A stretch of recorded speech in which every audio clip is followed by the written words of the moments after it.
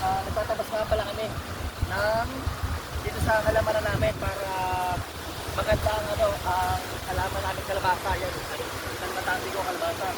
At dito po, ito, buko na mayroong bulaklak na siya.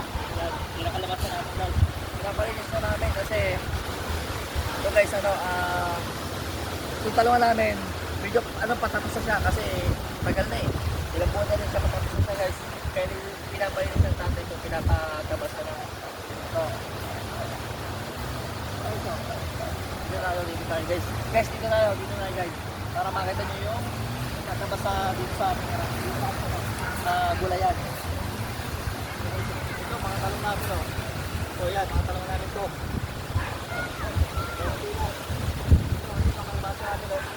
Ito kalabasa namin guys to. Ito kalabasa namin to. Yan. Ito.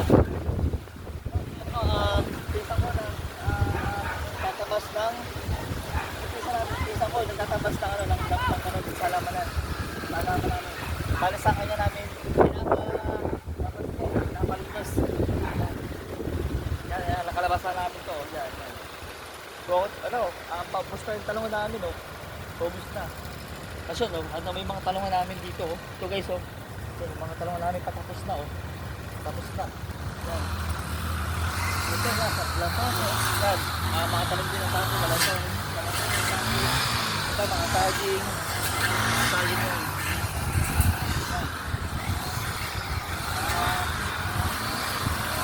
Yan para malinis ko.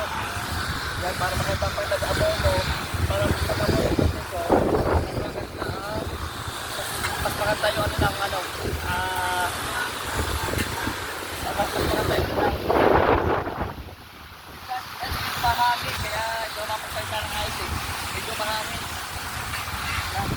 Medyo mahangin din sa kayo. Yan. Medyo mahangin.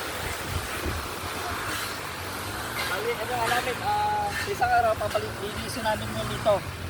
Para mas magandang tingnan. Ano, tulad ng ganito, yan. Mga damo na to. Yan. Mga damo yan.